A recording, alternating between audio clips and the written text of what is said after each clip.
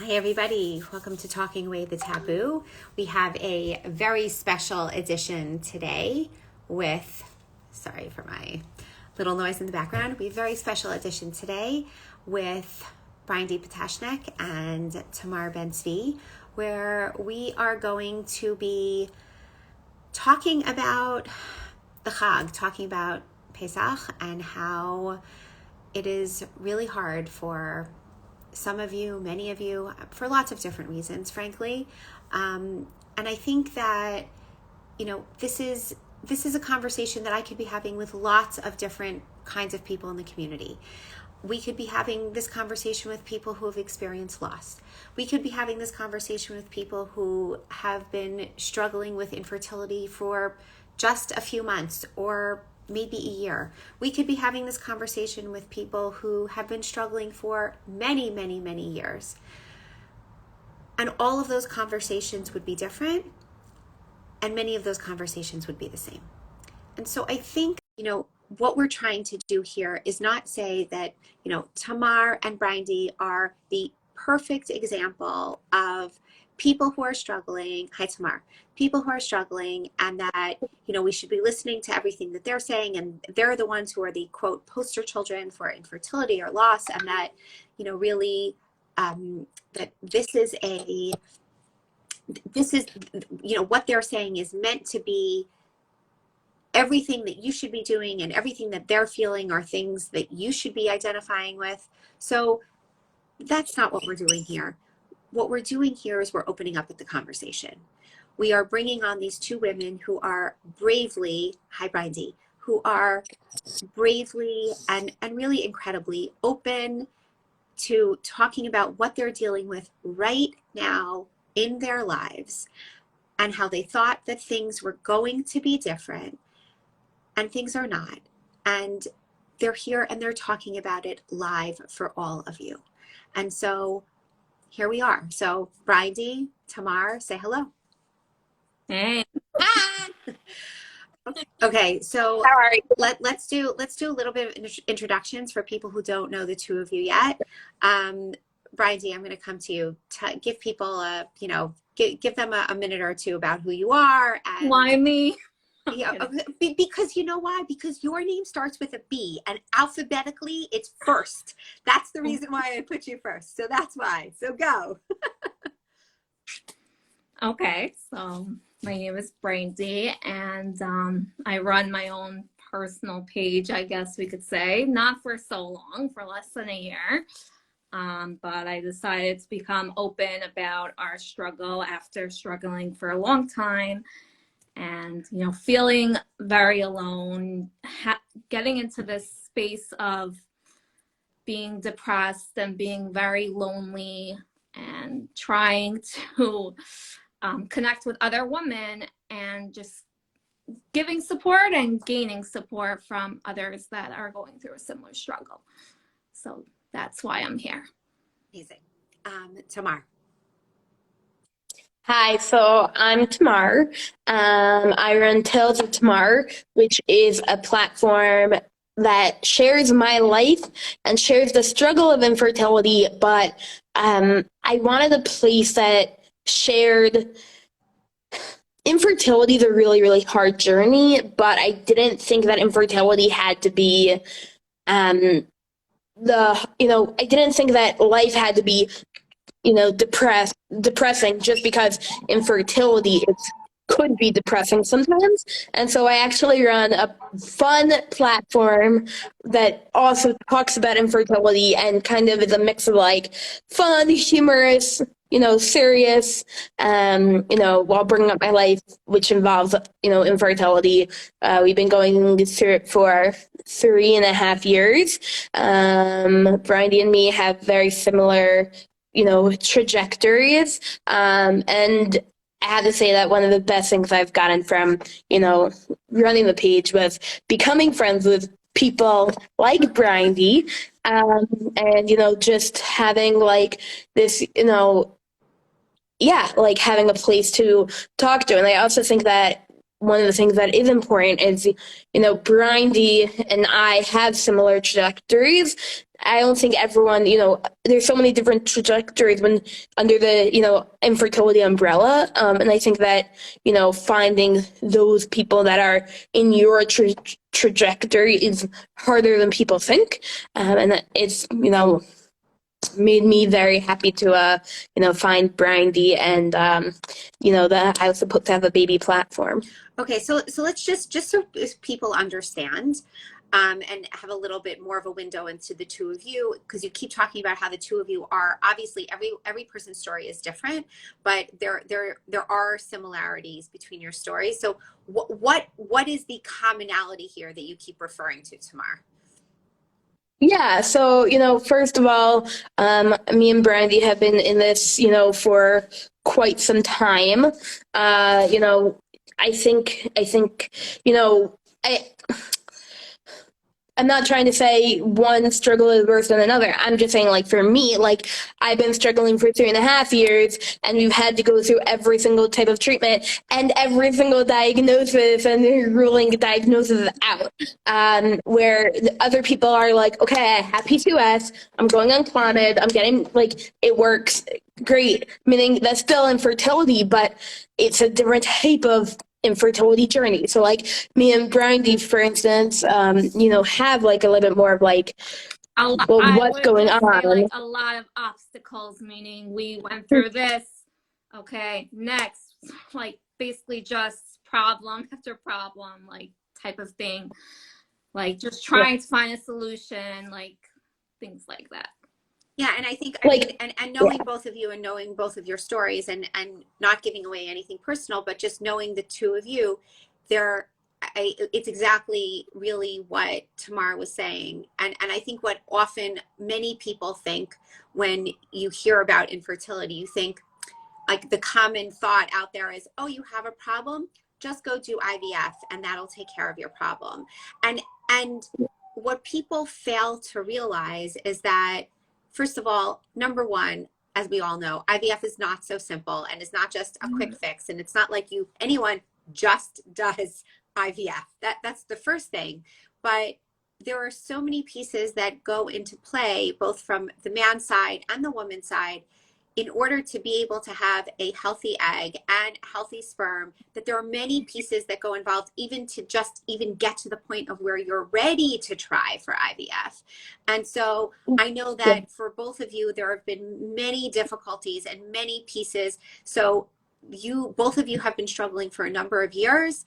And I also think, Aimee, think that one of the things that like does kind of connect me and Breindy is that, we're both doing IVF, and while we're in the IVF journey, it's like we don't fully understand our diagnoses. I've gone through PCOS, DOR, Heron. I've gone through so many different diagnoses, and then it's like, I think I have a diagnosis, and it's like, oh wait, we lied. It's not that, and I think that a lot, like, that happens a lot. And so to have, to have like a friend who is also on, that same, like, what's going on, it's just really crazy and awesome to have, someone in that journey, and the spouses get it, husbands do get it, but it's on a different level sometimes. Yeah, I 1,000%. Okay, so let's just sort of launch right into this. And because you brought up spouse Tamar, so I'm just gonna jump on that right now. This entire, many holidays, and the three of us have had this discussion before. We've had a pre-holiday discussion about where everybody's holding and how to get through it and how to manage it. But the main reason, actually, I'm going to take that back. One of the reasons why holidays are so hard is because of family, because of the expectations of what other family members in your family have about you and your spouse, and then what, like, your husband's family, also the expectations of where they're holding and how to manage all those pieces. So it's not only like, you have to take into account so many different aspects of family. So can you, without giving away too much, and this, we're not in the business of embarrassing people, and we're not in the business of, making people feel bad. That is not what we're trying to do here. But, each of you have had different struggles with family. I've heard different pieces at different points, or things that maybe your husband wanted to do or you didn't want to do. So how are you today, in light of all of the pieces that you've dealt with in the past? How are you managing this holiday for you today? Or I shouldn't say today. How are you managing this holiday this time? It's now Pesach 2022. I'm terrible at remembering the Hebrew date, 50, somebody will help me. And so how are you managing Pesach this year with your husband, his expectations, and both family members? Who wants to go first? Okay, I could talk. Go ahead. So it's interesting because we did IVF January, February time, and we were supposed to do a transfer right before Pesach.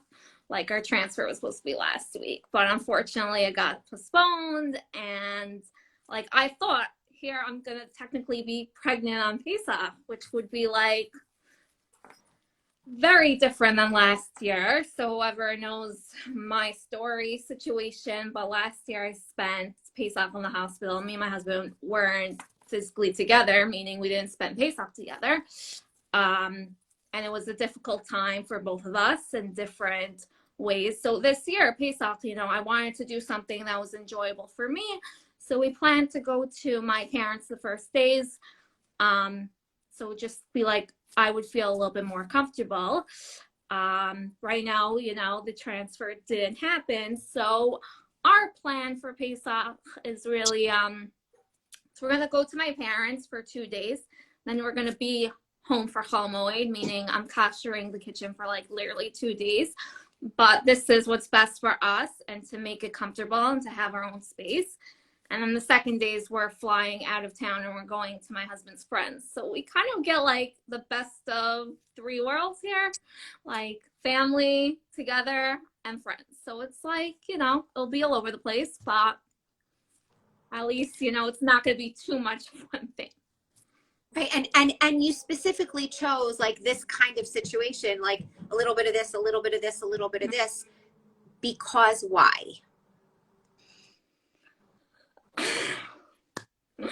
Well, Breindy likes to be adventurous. No, because too much family time is no good. And right. That's what I was trying to pull out of you, because this is what people really want to know and want to understand. And you're a beautiful example of you are doing what's best for you. So go ahead, right. Tell them why. Well, my husband's like freaking out for 2 days of being at my parents. So, David, if you're on here, hi. Don't freak out. She's fine. Everything's fine. I'm like 2 days. Whoa. Yeah, so we're trying to get through that, but it's gonna be okay. First of all, we're trying to implement a plan and some boundaries, and even with those 2 days with being with my family, just to make it more comfortable for us. But yeah, I guess, it just becomes very uncomfortable to be by family too long, especially when there's young children, and especially this time of the holiday. And yes, the Seder is going to present itself with some challenges, but we're trying to make a plan that will make it a little bit easier for us. Because I want to come back to the plan, and I didn't mean to put you on the spot, and I apologize. Right. And David, we're not trying to make you feel uncomfortable. What I really wanted to do was normalize. No, to normalize. Like, right. As someone right now in my own life, I'm not currently going through any fertility stuff, but it is hard to be with family even if you're not going through this, right? So it is sometimes like, and depending on, it's hard to be with my family. It's hard to be with my husband's family. Like, I'm just like calling it what it is. Like, it's hard. And this year it happens to be that everybody's coming to me, and I'm really dreading it on some level because it's a lot of responsibility and managing all of those pieces. And I'm not going through a fertility challenge right now. So I just want to normalize the experience for people that being with family can be hard.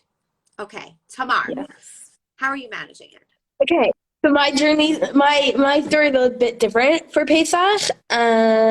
We are currently in the middle of, an IVF cycle, and it's been a bit crazy, and I haven't been feeling 100%. I kind of coined like the term because I know that a lot of people don't struggle with like really bad sickness when they're going through, fertility treatment, and other people do, and I'm like, there needs to be like an HG of fertility treatment, like there is of like, pregnancy, because I feel like, some other people are just like, oh, why are you so sick? Like, I wasn't sick when I was going through fertility treatment, but I get very sick. I get like really bad colds, my stomach, just a lot, like anything that you can imagine. I'm like, I feel it. And it really sucks. So I made sure that we were going to go to my upstairs neighbor for the Seder, and then we're going to go out for lunch on the first day. Tamar lives in Israel, by the way, for everyone. Tamar's in Israel, and Breindy's in the United States. So she was saying Seder because she's only doing one. Okay, go ahead.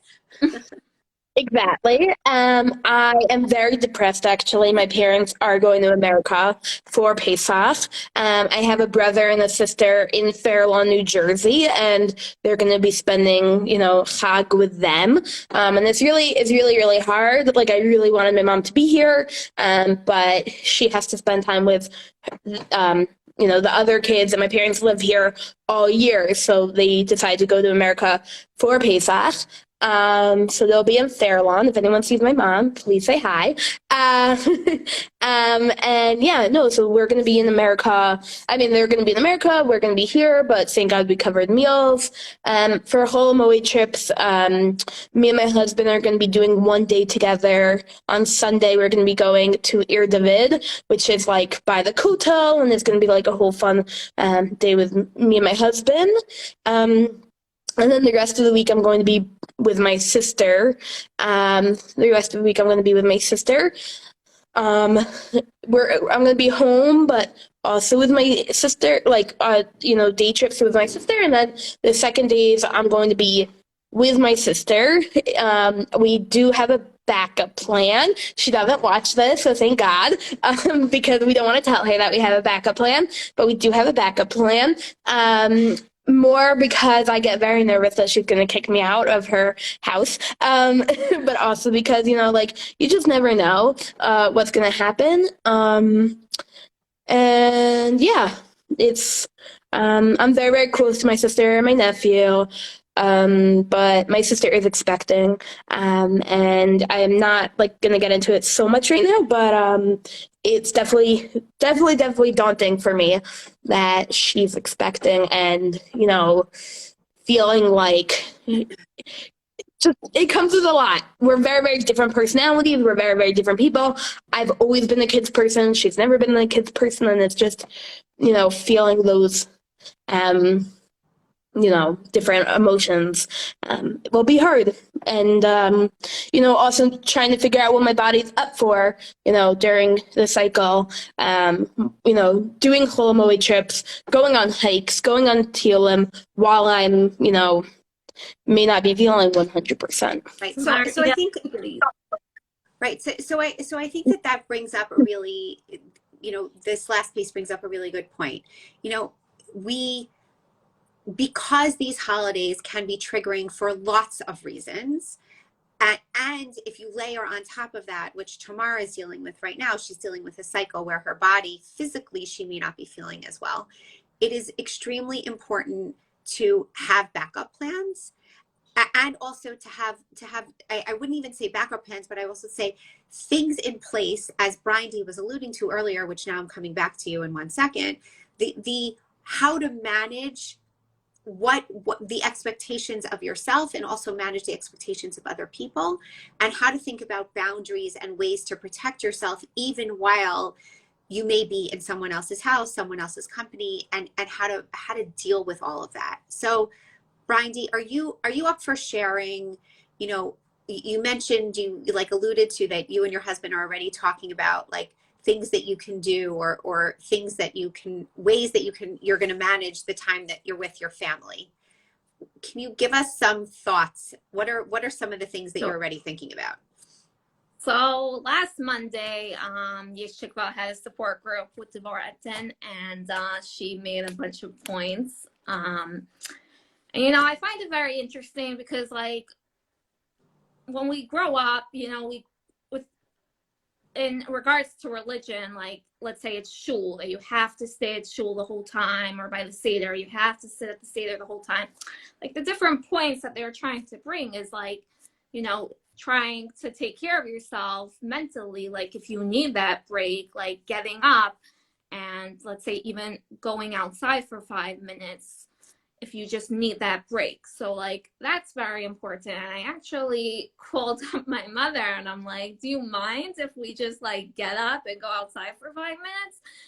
And, like, she was okay with it. But, like, it's just an interesting point because, like, instead of, like, this mentality, like, I have to sit down for, like, 5-6 hours, it's just, like, nice to know, okay, like, I could go upstairs for a few minutes, or, like, whatever. My parents have a basement with a couch, like, go downstairs, read a little bit, and that way, like, you just get a few minute break from everybody, and just whatever, especially if there's a lot of little kids, like, sometimes you just want that mental break. So that's one thing. Yeah. I actually want to just say that I really agree with Breindy on a lot of levels. Like, this year is going to be the least family time for me, probably, but in previous years I've had a lot of family time. And my family is very complex. There is, my dad passed away and then my mom got remarried. So I have step siblings and real, biological siblings and a stepdad. And it's just like a lot of personalities. We're 6 kids.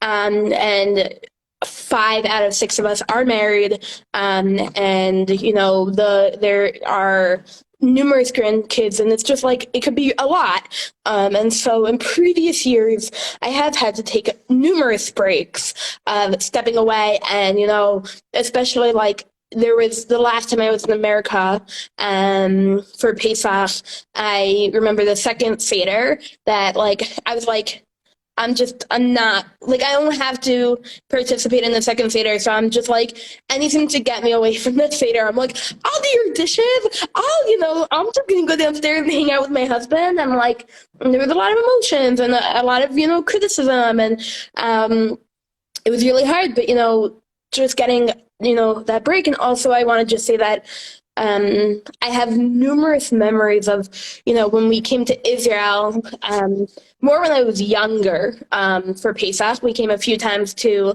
Yerushalayim, and we stayed not so far from the Kotel. And I just remember, like, getting up and, like, going to the Kotel and, like, being like, screw everyone, I'm just going to go to the Kotel and, like, I'm just, forget this, and, like, I think back to those times, and, like, I remember those times so well. It's like pivotal moments in my life of tremendous growth, of, like, of wow, like, I really, like, thought so much and was able to overcome, like, difficulties with my siblings or my stepdad or my mom, and because I had that space. Yeah, I you know what, I think it's it's actually a brilliant suggestion.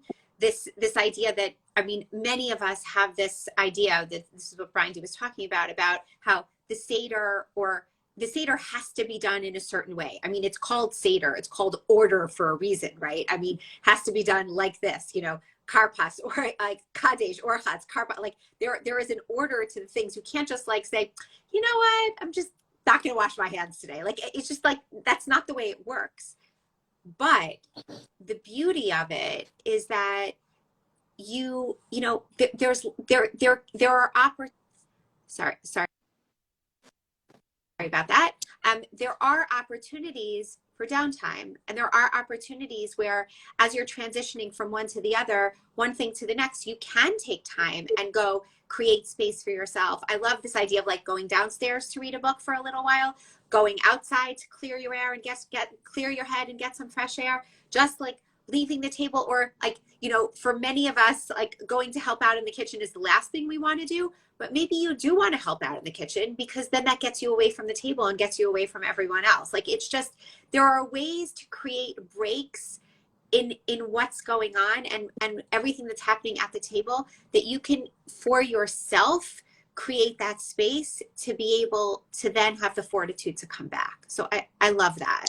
I love that. I also think that, and this is something that I think we've spoken about another time, but it's also, I get triggered a lot more from the adults than the kids. And something that I've realized a lot recently is like, it also depends on the type of conversation, right? So for me, when the conversation is very, when the conversation is focused on, oh, my kid did this funny thing the other day, I'm able to, communicate back and be like, oh, well, my nephew did X, Y, Z, and I can have a conversation about that.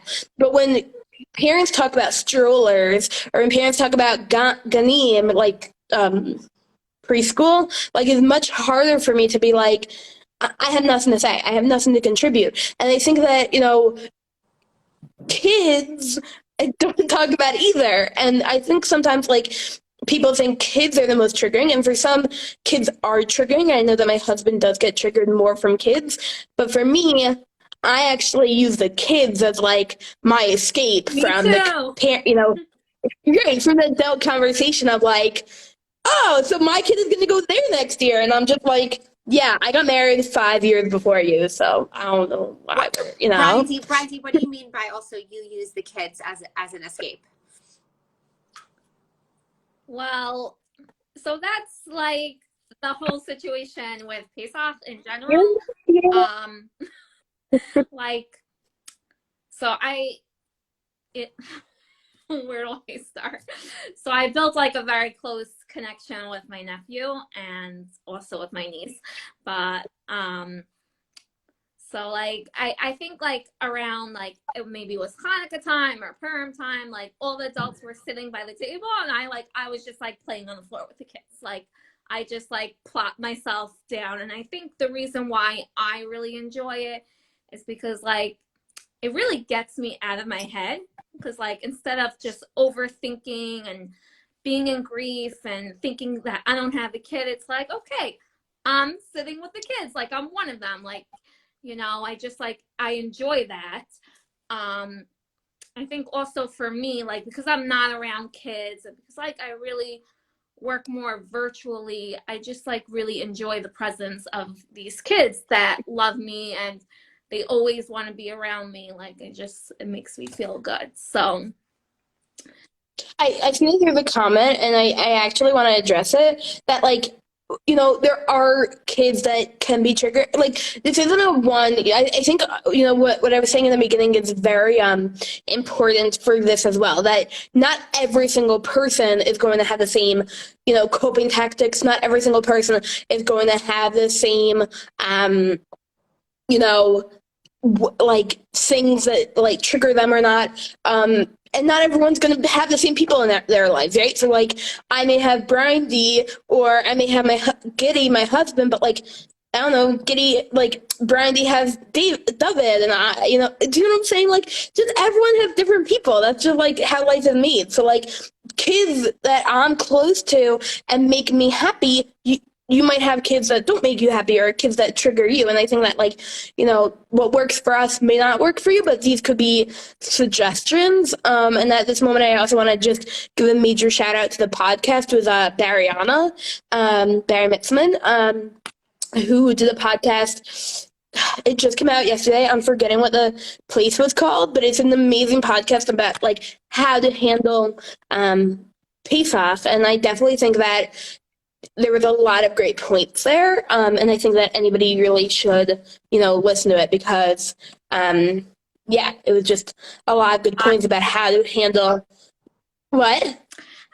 She's writing that babies are more triggering, and I agree with that point. Like when you see like a newborn baby, like sometimes that's really like shows like what you're missing, as opposed to like a 5-6-year-old that like, let's say my niece, like she was born like when I was single. So like, is she as triggering than my nephew that was just born 5 months ago? No, but it happens to be like when my sister had a baby, like, yeah, it was hard for me. And then he became part of the family. So it's like, I don't know, you build a relationship with these like nieces and nephews, and then they just become like a part of you. So it's I don't know. For me, it's just very different. Yeah, look, I think that I think, you know, what both of you are saying, and what Daniela is saying also in the comments is everybody is correct. There is no right answer here. What each of you are bringing out are different ways that you react or have reacted to the presence of kids and babies, and there is no one way to do this. The way to do it is the way that works for you. Some people really feel like, you know, it's what you were saying, Breindy, and it's what you were saying, Tamar, about how, like, you know, older kids are not as triggering as babies because they're already people, so to speak. And so it's on some level, like, it's a way to escape it's a way to escape the adults. And so you can just like play the kid games, get on the floor, do the Legos, do the things. And like, it's a way to escape and getting out of your head. And babies are more triggering often because literally it's a reminder of like, you are not holding this child in your arms. This is not your baby. It's someone else's baby. But some people find all babies and all children triggering. And Daniela makes a great point in the comments about how, you know, once you get to be a certain age, kids start asking questions, and they do it in this like, you know, innocent, guileless way where they have no idea what they're asking, but because they do have the ability to think, and they're wondering like, why are you sitting with us and why don't you have children yet? They have no filter, and so it just comes out. And so it hurts even more because you know that they're asking in this way that they don't even mean it, and sometimes it's awful. So look, it's kind of funny. Like, I'll just say, like, What? should I go or you want to go, Breindy? No, I was just gonna bring a small point. My niece recently asked me, like, she asked in like such an interesting way. It wasn't like, are you pregnant? First of all, like, I do have bloating from IVF, and I just had a cyst situation, so whatever. Point being aside, she just said, oh, so I'm holding my nephew who's a baby, and then she's like, oh, it looks like you're having a baby. Like, I want you to have a baby. So it was like, okay, like, it makes sense, like, why she said that. Like, it could be, like, at that moment, I looked pregnant, and let's blame it on the hormones. But, yeah, I mean, there's two ways of looking at it. Yes, it is hurtful, and at the same time, like, they are innocent to the point where they just don't know. They don't know what this struggle is, and we can't really expect them to know either. I think the naivety of it for kids, you know, makes it so much better for me. Like, you know, I was talking to my nephew in the car the other day, and my nephew is he's going to be 3 next month, which is crazy. But basically, he is going to be 3 next month, and like we were saying, you know, who should have a baby, right? Should mommy have a baby? My sister's pregnant, so we're like, should mommy have a baby? And my nephew's like, no, mommy's not having a baby. And then we're like, should Tamar have a baby? And he's like, no, only me's gonna have a baby, you know? And it's like, they're so naive. Like, you can't, like, I just feel like for them, meaning it's my personality also. You can't, like, not everyone has this personality, but for me, I'm gonna, like, joke around with them and be like, yeah, so should I have a baby? You know, what do you think? You know? And it's just like, right. I don't know. I think it's easier to joke around with an adult. Yeah, look, I think, you know, there's no right answer here because there's no wrong answer. The reality is that, you know, one of the people made a comment about how, you know, as parents should be teaching their kids not to comment, and we can, and we do. And I think that, you know, that's one of the lessons that we try to impart to people, that, you know, some of this kind of notion that, you know, everybody's going to have a kid and everyone's going to get married and have a baby right away. And anyone that has a big stomach, it means that they're pregnant. Like, some of these things we can teach kids to not comment on people's bodies and to not say things like that. At the end of the day, kids are kids, and, you know, they don't have the capacity to remember things in the way that adults do, and they don't have a filter, and so sometimes things just come out, unfortunately. But it doesn't mean that we shouldn't try. Don't have a filter. Right. There are plenty of adults who also don't have filter, but just back to this point for a second, but it doesn't mean that as But the parents. kids don't have a filter because of naivety, Correct. whereas adults don't have a filter because they're stupid. Correct. Totally. Yes, correct. And I I'm think just pointing it out there. right, and I that direct point is exactly what Danielle is saying. She's saying that she's afraid of holding baby sometimes because sometimes the adults say stupid things like, "Oh, that baby looks good on you," right? So like we all know that there are plenty of adults who are stupid. But let's Also think, yeah, go ahead. I also think for me, like it's interesting. I get very triggered when the child turns 3 months old. For me, I'm always triggered when the child turns like 3-4 months. I'm like, shoot, I missed getting, my kid is not going to be the same age as that one, And I get very triggered in terms of like I'll be like, oh, well, shoot, what, like that person got married after me and has like 3 kids, or like, that person, like, meaning I feel like everyone's situation is very different. And then I just feel like there are some people that totally trigger me just, with their situation. But then also, like, I'll tell you a story. Like, I know somebody who got divorced and she has, a few kids, and I never saw that she was going to get divorced. Like, I never would have thought that, but she did. And I was jealous of her when she had her child, like her like last child. And then I found out that she like divorced, and I'm like, you just don't know. And you just don't know, just because I'm going through infertility and it sucks doesn't mean that, and another person can have a child doesn't mean that their life is, so much better. Their life could be just as hard in a totally different way, and like, I think tuning into that has been really helpful for me of like, oh, my life may suck because of this, but their life may suck because of that. Some challenges are more open than others. That's why infertility is hard, because like it's very obvious. People will look at you and they'll be like, they don't see that you have But kids, divorce is too, though. but they don't know your whole story, and they don't know how far you've gotten. And like in our situation, they don't know how many kids you have frozen. Right. So okay, so let's be very practical about this. Right. Okay. Okay. Being that the two of you have been married already for a number of years, and this is your, not your first. We're also married the same amount of time. Right, correct. And this is not your first Pesach. Nope. What advice would you give to people who are dealing with infertility? Obviously, the two of you, because it's not your first rodeo, it's not your first Pesach. You already have your plans. You already have your thoughts. You already know what you're doing. You obviously, things can change, but you have things already that you've put in place because you've done this before. For people who are just struggling for the first time and this is their first Pesach, or for people who really just are still at a loss, what would you recommend? Give us 2 things that you would recommend to them to do, or to have, to know, to do, to just be able to prepare themselves going into this holiday. Breindy, you go first. I'm going to say silent treatment. Yeah, go ahead. Okay, the number one that's very important is to have a support system. Sometimes it's not always feasible on the actual Yontif, but let's say after Yontif to be able to talk about what happened with someone close to you.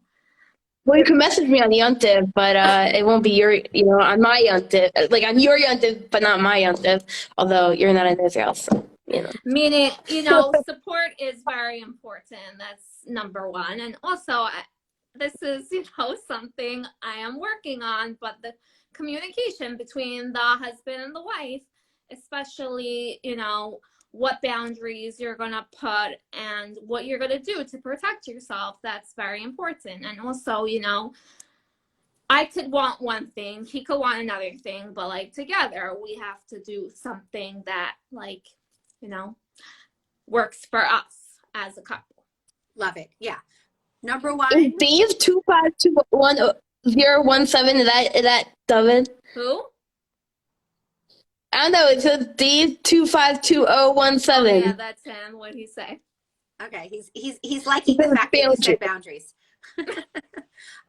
So number one from Breindy, number one is have yourself a great support system, people that you can turn to, people you can run things by, people, and I'm going to throw in another suggestion, people who you can talk to before the holiday so you can help make a plan, and people who you can talk to on the holiday. Like if that's your husband, which we're going to get to the second part of communication between spouses, but or maybe it's a sister, maybe it's your mother, maybe it's maybe it's a friend, whomever it is. But sometimes during the actual meal or meals or during the actual holiday, like you can't, like for those of us who don't use electricity, you can't pick up your phone and call someone. You can't get an appointment with your therapist. Those are things that are not possible. So you need to have support systems in place for the holiday itself as well. So that's number one.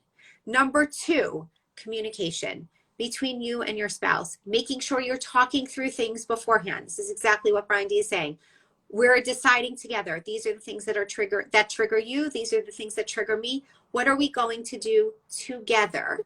How are we going to work through this together? Are you going to be kicking me under the table when you feel you need to leave? And like, you're not going to say anything when I get up to go to the bathroom for 20 minutes? I'm just letting you know, this is my kick under the table. I'm leaving for 20 minutes.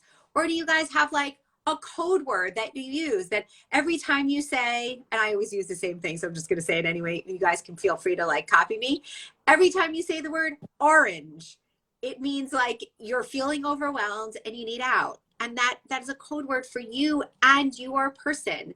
And so that the two of you together can, without kicking each other under the table or without making eyes so that everybody else can see, it's a way to say like, I'm totally feeling overwhelmed and I need out.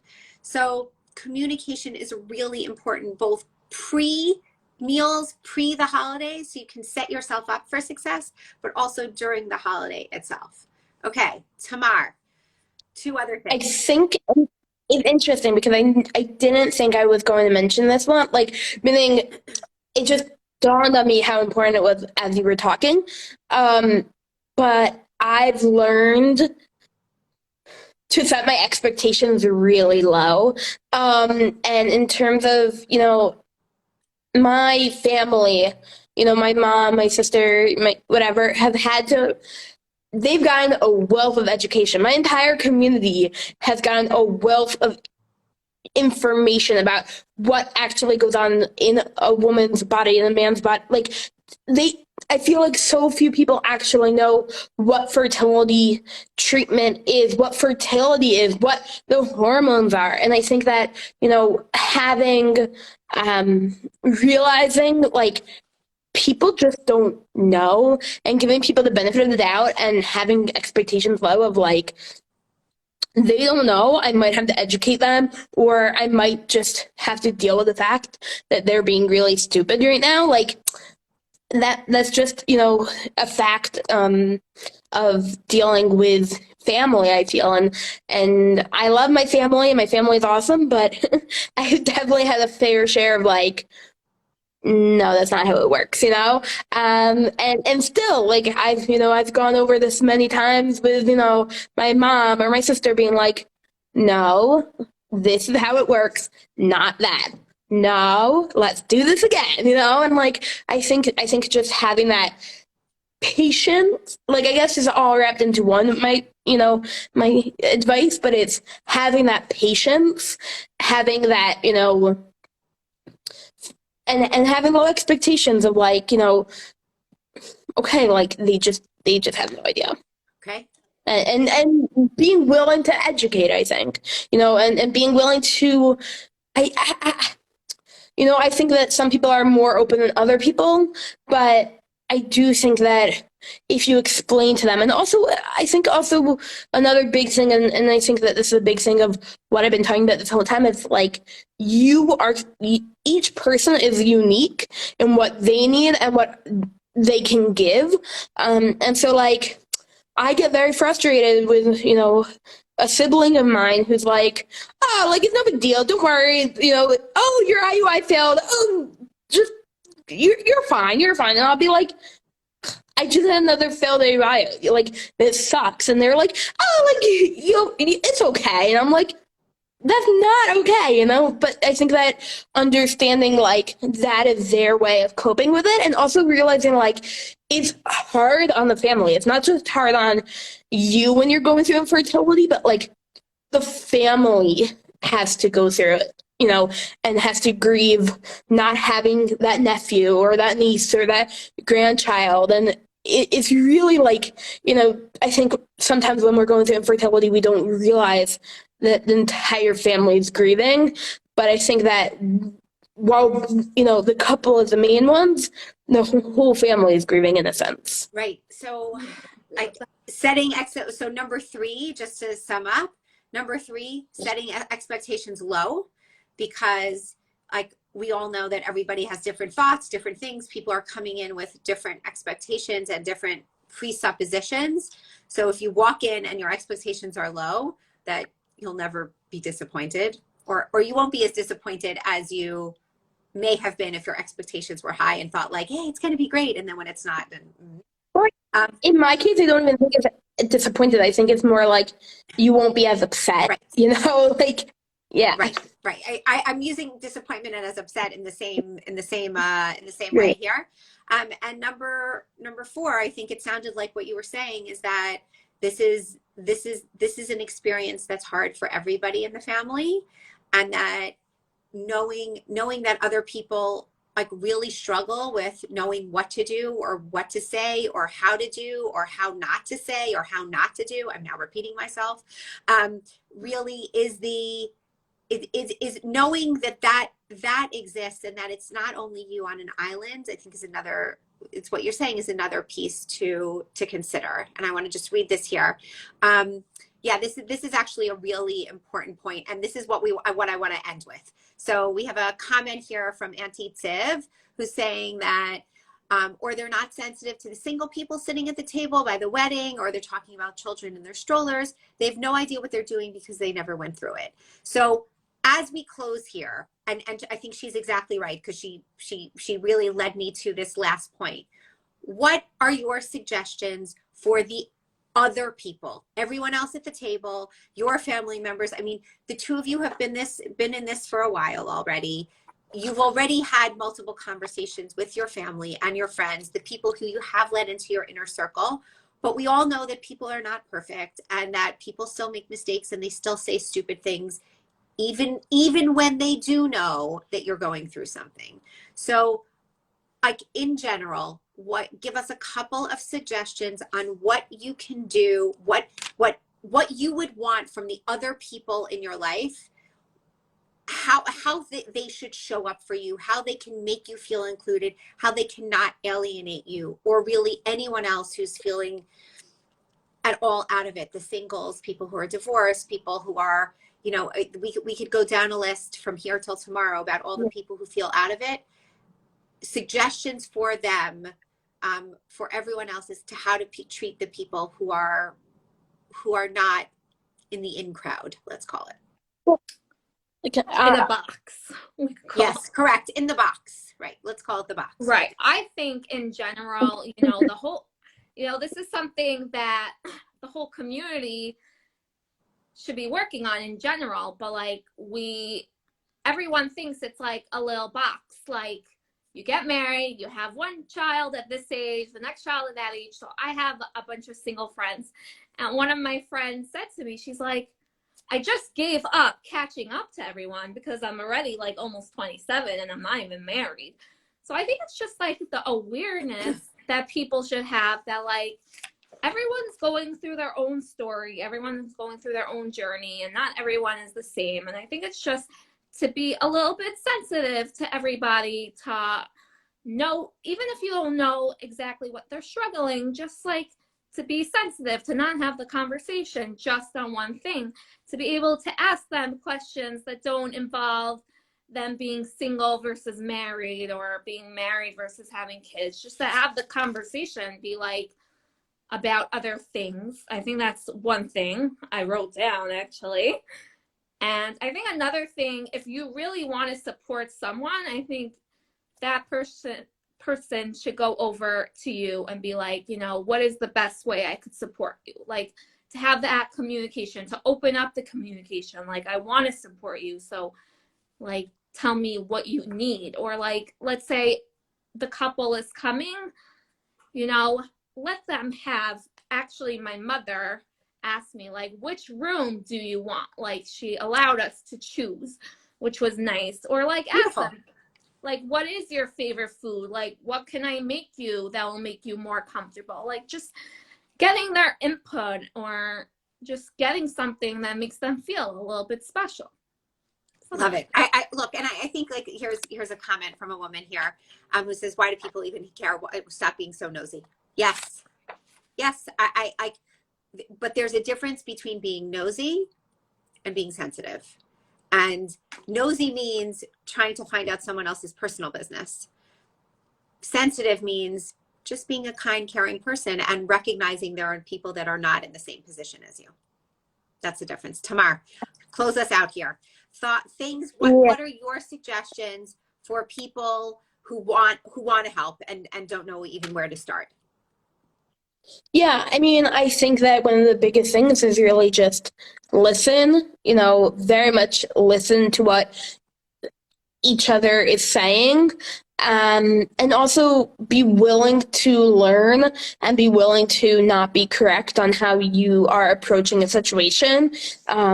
And yeah, like, I think listen and learn. I guess that's what I would say, like, listen, learn, and just be willing to step up to the plate. Yeah, I think, look, at the end of the day, we all know that all relationships, the foundation of all relationships is really communication. Nobody can read anyone else's mind. And so it's about communicating what you need and trying to ask if you want to try to be sensitive, and knowing that it may be, look, like this woman is saying again, like, it's none of anybody's business. Nobody needs to know what's going on in my uterus. It may be that the person says, I don't want to talk to you. And can you make sure you make the brownies? Like, and that's okay. Like, that is really okay. Nobody's saying you need to share your business with anyone. Nobody's saying that you need to, tell people when your doctor appointments are and, exactly what's happening on this scan or that scan. Like, nobody is saying any of that. What we're trying to do here in this live is trying to have people know that it is totally normal to be feeling unsettled as the days are approaching, coming up to Pesach. And there are things, we've talked about a bunch of suggestions of things that you can do for yourself, how you can set boundaries, how you can communicate with your spouse, how you can make things a little bit easier for yourself, and how to the rest of the world, what all of you can do to make it a little bit easier for everybody else. Because yes, this is our organization. I was supposed to have a baby specifically for people who are struggling with fertility. But there are so many other people in the world that we know that are struggling with lots of different things. And so it is important for all of us. What we try to do is educate and sensitize people that just take a look around. Take a look around your community, take a look around your table. And as you have conversations, make sure that they're not centered on one topic or another topic or another topic, because it might be alienating people. And just the point of, I think, the holidays in general and Pesach is we're supposed to be talking about this experience of going from slavery to freedom, but freedom also means bringing everybody in and not making people feel alienated and isolated. So I think I'm going to leave all of you with that. Last Can I just say words? one thing? Yep, last final words. Tamar. Gonna say one last thing. Yep. I think it's also important, and this is something that I really give my in-laws major credit for, and I so appreciate that they do this, is my in-laws know where we are. My husband talks to them. I have an entire platform for talking about infertility, and they never ask me anything about my fertility journey, and it's meant the world to me that they just don't ask, because there could be some people that you're just not comfortable talking about it with, and even me, who's super public and super like, hey guys, this is what's going on, but like I if my in-laws asked me, I don't know what I would say. And I think that I think that there is this feeling of like just because, some person may be open with one person, or some person may be open on a platform, or you think that somebody is open, don't assume that you know everything, and also don't assume that that person wants to be open or at that moment wants to have a conversation about it. Great. So important. So important. Breindy, last thoughts. So I think, when it comes to the actual CEDAR, like being able to, this is something that was spoken by a support group, but being able to connect to like the gullus part of it, especially like going through such a struggle and being able to connect with the pain. Like sometimes this is a little bit what Devorah Edson was saying in her support group, was like not focusing so much on the gullus and the happy and the hope, because sometimes we can't really connect to that while we're having so much emotions, but being able to connect with the pain and our struggle is like something very practical speaking.